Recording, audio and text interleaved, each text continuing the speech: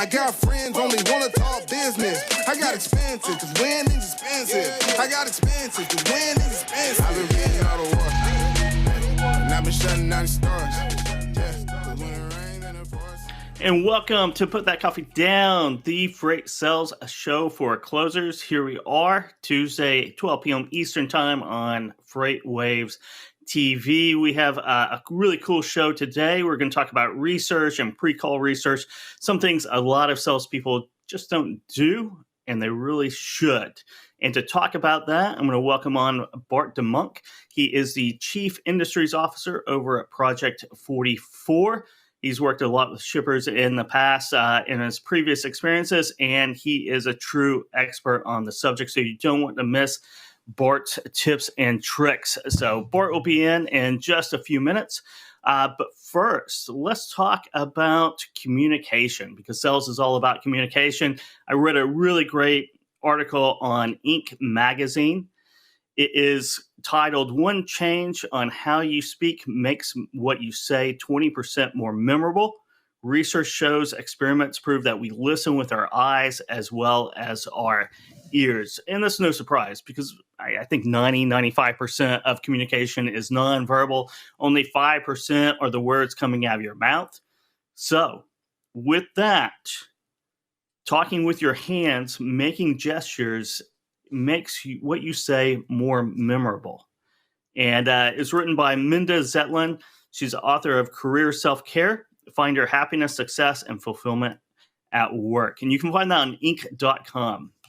And here are the top five most effective hand gestures. These include didactic, right? So that's pointing to a real object. So I'm going to point at the camera right now.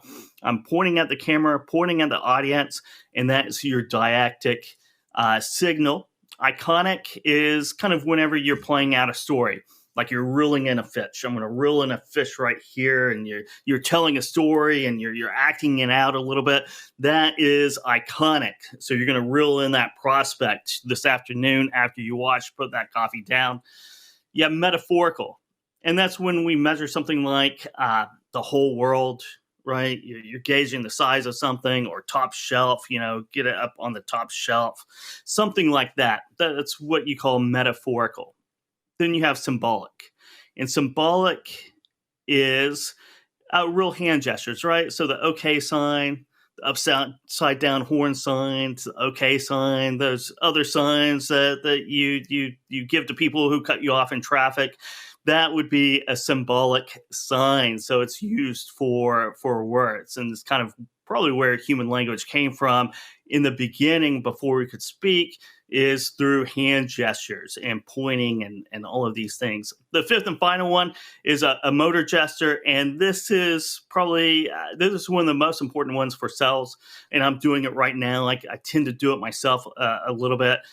It's gestures that reinforce cadence or syllables. So that's what I'm doing right now. And I kind of just do that naturally myself because I can't speak at all. So it is, you're going to do cadence. You're going to make these hand gestures. You're going to make what you say and kind of the cadence or syllable easier to remember and to focus on whoever you're talking to. So whether that's in front of a crowd of people, or a longtime customer, a client, prospect, being able to makes it's about a 20% difference, is what research has showed in memory and retention from whoever's listening to you. So make sure that you focus in on this nonverbal cues, and be really as animated as possible whenever you're speaking. It makes what you say much more memorable. And I'm making a point right now of doing the motor gesture and cadence. So next time, just keep that in mind. If you stumble on Inc.com, or you can go to Inc.com.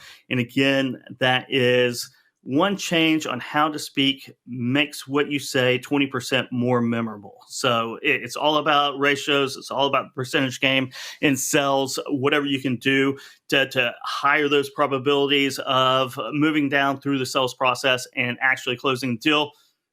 it's worth investigating. It certainly is. So that's one tip for this week here on Put That Coffee Down for increasing your sales. But we're really going to talk about pre-call research, pre-call preparation, about walking into meetings, dialing on to calls, getting on the Zoom meetings or Google Meet or Microsoft Teams, and being prepared for what your prospect or customer is going to be talking about, having pre-scripted questions, having out of the box questions because you never know what answers you're going to get back. So you have to be prepared. It allows you to be more proactive than reactive. But with that, let's welcome on Bart De Muynck, Chief Industries Officer over at Project 44. How are you doing today, Bart? I am doing great, Kevin, and it's good to see these lessons. They're actually very valuable, and I couldn't agree more, right? If you want to kind of attract people and make them listen, a lot of it is how you act, and because the voice alone isn't good enough. And a lot of events that I talk, sometimes, especially if they're large audiences, when they just listen to you, sometimes the attention span might go down. And I tend to use like a 10 or 15 second kind of dramatic pause. And all of a sudden you see people looking up from the screens going like, what is going on, right? And then you reel them back in, as you said. Yes, you reel them back in. And, you're an expert with shippers, but you're also an expert at public speaking, about giving presentations. You've been doing it quite a bit. You're very good at it. You've been to many of our events, up on stage, up on camera. And it was really nonverbal cues, the pause, the dramatic pause, the hand gestures, whatever you can do to keep your cadence up, keep your rhythm up, keep the audience engaged. You should be doing that. Absolutely right. And I think what you said as well, right?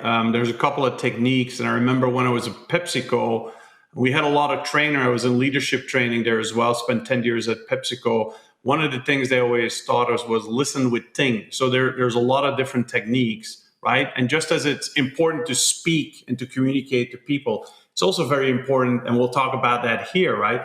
It's important to listen and really listen to people, kind of to what they say. And then even if there's something that you hear that maybe you don't like, don't always kind of have that knee-jerk reaction to want to react, but really listen and take it down, and then kind of make sure that you understand what you're going to say in a constructive way, and then feed that message back to whoever you're speaking to, whether that's a customer or a partner or a supplier.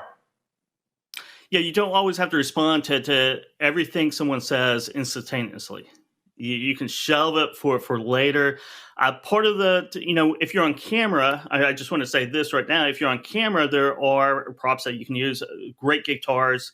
They're in the background. It keeps everyone's interest involved in what you're saying, participating in the conversation. Absolutely correct, right? I mean, we're all human, right? We all want that kind of human relationship, that human connection. How do you create that, right? I think people sometimes kind of dive right into business, and part of it is, how do you create a relationship with a person? What is that one point? It could be that wedding picture behind you. It could be the guitars. And to be honest, when I built the house about 8 years ago, this was when we were just starting to get on all the Zoom calls and we did the video. So I didn't really do it for that. I did it really for my own pleasure of walking in my office when I'm at home and I'm not traveling and seeing the guitars and it putting a smile on my face. But it is kind of a conversation starter, and people see that, they like it, and immediately maybe it changes the mind of the setup, maybe going into it from a pure business mindset and having a very maybe cold conversation to starting it, and you all of a sudden find that, oh, maybe we share an interest in guitars or music. I had a call yesterday and the person said, well, I'm not into instruments. I never learned to play an instrument, but I love singing. So immediately have that part in common with that person. And it's that first step to creating a relationship, whether that turns to a customer relationship or a partner relationship. Exactly right. So let's talk about your background a little bit and what you're doing right now at Project 44 before we dive into pre-call research. Yeah, very good. And I jokingly say to people, chief industry officer, basically that means you're getting pretty old, right? But I've been in the industry for a while. I've been in supply chain for about 30 years. But I had the good fortune of starting in logistics in the 90s on the 3PL and asset-based side. And sometimes people forget that. And in the 90s, for those of us who were in logistics in the 90s, things were a little bit differently. Back then, logistics wasn't quite seen in the light it is today as very important. It's always been very important, but very few people actually noticed that until we saw these major disruptions the last few years. And also in the 90s, we weren't using a lot of technology, and that has changed quite a bit as well. And then in the 2000s, I worked for several technology companies, a couple of startups as well. And that was one of them was right around that internet, the dot-com bubble burst. So I was part of one of those folks that was affected by that. And then after that, I spent about 10 years at PepsiCo that I just talked about, really on the shippers side. And then after PepsiCo, I spent 8 years as an analyst at the research firm Gartner. And that's where obviously had a lot of interaction with a lot of different people. The biggest contingency, I would say, is the shipper base, right? The customers of Gartner who use the advice of Gartner to make decisions around strategy and tactics, or in some cases around technology decisions. But we also interacted a lot with the 3PL base and the brokers and the carriers. And on top of that as well with private equity and venture capital companies who we called our invest clients, who were looking at how are markets evolving and what are great opportunities to really get involved and invested in the industry. And I would say one thing that's always important, right, when you listen to a shipper, now a lot of times with Gartner, it was, hey, here's a question that the shipper has, and you need to be able to immediately answer it. But when you can, I would say there's a couple of different things. One, there's facts, right? So it's always gather as many facts that you can. And it could be fairly supply chain general, or it could be in the industry that company's in, or they could be very specific to the customer. And then I always look at the 3 E's, right? It's like experience. You do have to understand kind of issues shippers encounter in general, but you also have to understand kind of the culture they move in. And then the other part is empathy, understanding things from their perspective. You need to be able to have the ability to put yourself into the shoes of the person that you're talking to.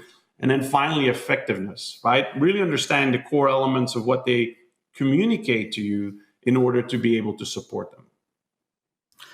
Yeah, the first one there, the experience and kind of the internal culture, and that's something I'm always fascinated by, the internal culture of an organization and being able to map that out or know as much about that as possible, because that's where the buying decisions come from. That's where this committee, sometimes committees after committees after committees, sometimes it's quick decisions, sometimes it's a very elongated position, and it goes back to the empathy and effectiveness kind of correlates and kind of feeds into that. But you know what they ship, you know what lanes, but you always kind of have to peel back that onion and look at the culture of the organization, how they make buying decisions, and how to best navigate that or come up with a game plan, right? Yeah, absolutely correct, right? And then that's where the preparation comes in, right? And to me, that preparation is a critical component for anything you do, whether it's a phone call, an in-person meeting, whether you're preparing for an event, a webinar, a presentation. I'm even here, we're talking, right, about these questions. I always prep, right? First of all, it makes you feel relaxed because you feel like, hey, I feel prepared. If I feel prepared, I'm going to come across and look as if I'm prepared because I did the work. But the other important thing, and that's something that, and obviously when I was growing up, right, my first language wasn't English. It's only my fourth language. But one saying in English that I really like, and that's always kind of in business, kind of hung around, was you never get a second chance to make a first impression. So being prepared to me is really critical. And there's a lot of different things that you can have when you have knowledge on a company. If you do a little bit of research, whether that's 10 minutes, 20 minutes, 30 minutes, because you have to ask less questions, and that's going to save you time. And you can talk intelligently about the company, whether they're a customer or it's a prospect, and it's about them. So you kind of change kind of the type of the discussion you have, rather than saying, hey, I'm such and such and I'm doing this and this. You make it about them. But it also gives you a really good idea, if you prepare well, where it is in the conversation that you can add value to a company. And so you can get to the point of where you can help this company a lot quicker.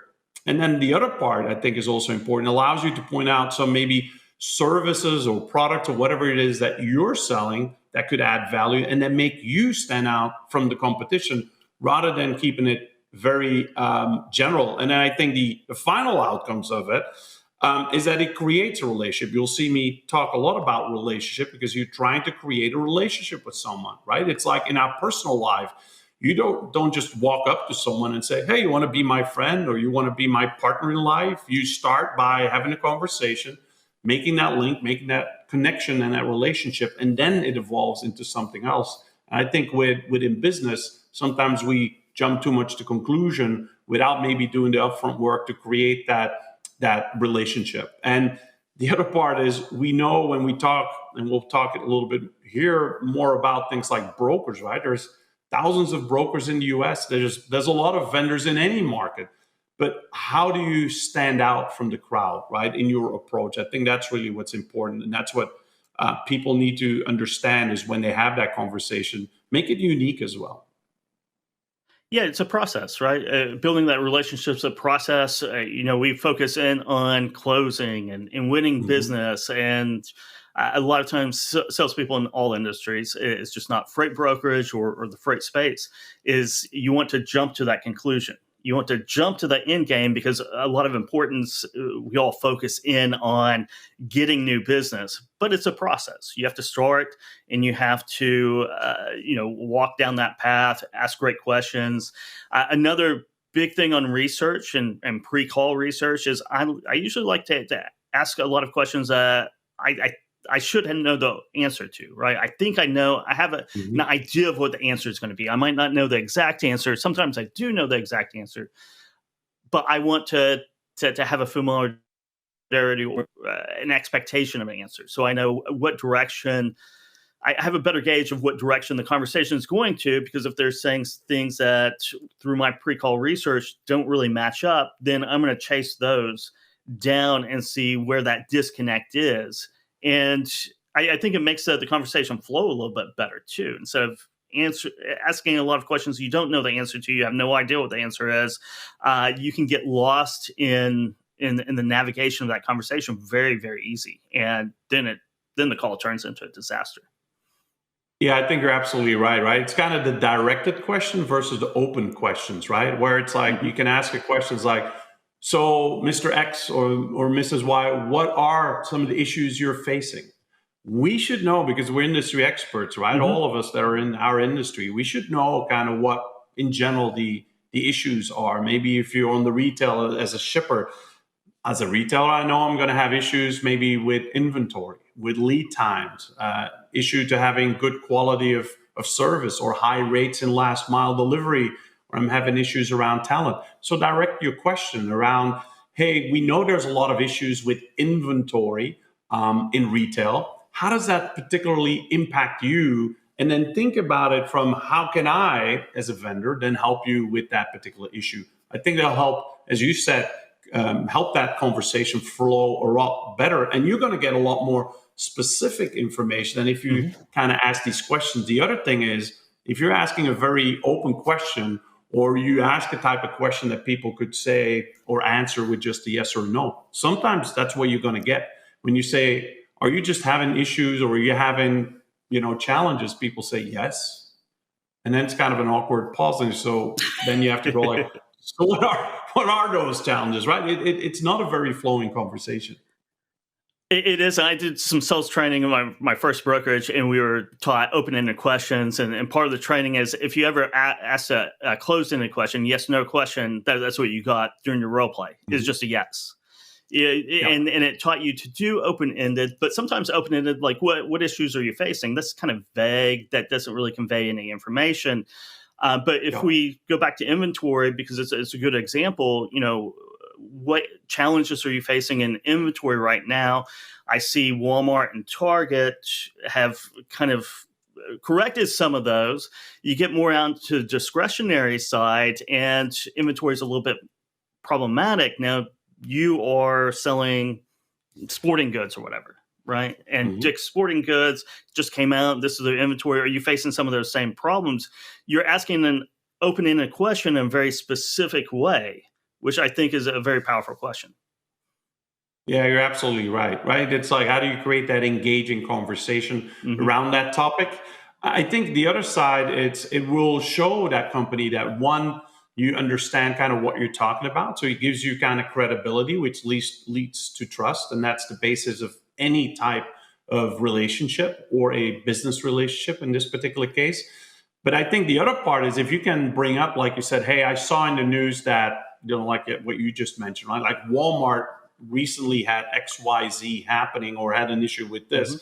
It also creates that kind of perspective of, or perception of, oh, wow, they really researched. They took time out of their day to look at us. And to be honest, who doesn't like that, right? You want to be kind of valued as well. If you're not even going to spend that time on me while I'm not a customer and you're chasing me, what interest would you have when I become a customer? It's a little bit like in our just personal relationships, right? I'm not going to ask the questions and seem interested when maybe I'm dating. What interest and what chance would I have, while you're married, right? Because that's not going to happen. And again, that's a similar approach. And I think that's a little bit different, right? And things like technology or service, it's not just a thing you sell. It's a relationship you create. And hopefully that relationship is a true partnership. And that makes it a lot more long-standing when you act as a true partner to a company than just someone that's there to sell you something, and it's the here and the now. It's quite a difference in how you're building a business relationship. And that's a great point. And I think one of the things that has helped me out tremendously is that we can all talk transportation as a freight broker. I can talk transportation. I can talk lead times. I can do that. But before I do talk about my expertise in transportation, let's say, it's always good to connect by knowing their industry, knowing their operational schemes. If it's retail, knowing the retail industry, how that operates, the language that they talk, because transportation, we talk transportation language. Industrials talk industrials. Auto parts talk auto part language. Being able to whether it's retail or auto parts, talk that language, know kind of how that supply chain works, but also the operations, the entire industry, how that works, speaking in the same jargon as they do about that. I think that really builds a relationship. It builds trust, and it earns you the right to start talking about how do you infuse transportation, logistics into that world. Absolutely right. Couldn't agree more, right? So if you understand the industry, you understand kind of the function they're in. And then there's even additional things to look at. It's the complexity of the company, right? Sometimes a small company and a large company, they can be just as complex. So don't minimize that just because they're a small company. I saw that many times when I was at Gartner, where you go like, well, you're a large company or now you're a smaller company. Well, smaller company, let's say in food and beverage or retail, they have the same amount of complexity in a large organization. They just have less transactions. Or things like the maturity of a company, meaning, you can suggest to do a certain service or certain technology, but do they have the maturity to even react to that? Or understanding, do they have the resources and the experience to adopt that, right? Again, when we talk about whatever product you sell, how do you make that product consumable? Let's say if it is technology like what we offer, how do you make it consumable? Meaning, how do you make it as easy as possible for people to start implementing that capability and to continue supporting it, rather than maybe something that's very heavyweight, where they need a lot of resources to both implement that solution, but then also continuously afterwards to continue updating it and supporting it. And that's important as well, to really understand from a cultural perspective, organizational readiness, maturity, complexity, and the like. And I think those are some of the things that you can get a quick feel for that you don't necessarily always get from researching a company, but that you really get in understanding once you talk to those people. You do. Bart, it's been great. I wish we had another half hour to go over and talk research. Maybe we'll do an audio only podcast, and we can spend an hour on this topic and anything else in the future. But you can reach out to Bart on LinkedIn, Bart De Muynck, and he's always on there. And again, thanks for stopping by. Yeah, it's great. And hopefully I'll see, I know some of you guys are at Manifest. We'll be at Manifest as well. So should be a good conference. Hope to see some of the folks there. And like you said, you can always contact me on LinkedIn, and have a great day. Thank you. And that was Bart De Muynck from Project 44, Chief Strategies Officer over there. Great conversation as always, and you can catch us here Tuesdays at 12 p.m. Eastern Time and wherever you download your podcast. But that wraps it up for this episode of Put That Coffee Down. I got friends only want to talk business. I got expensive because winning's expensive. I got expensive because winning's expensive. I've been reading all the war, and I've been shutting down the stars. Yeah,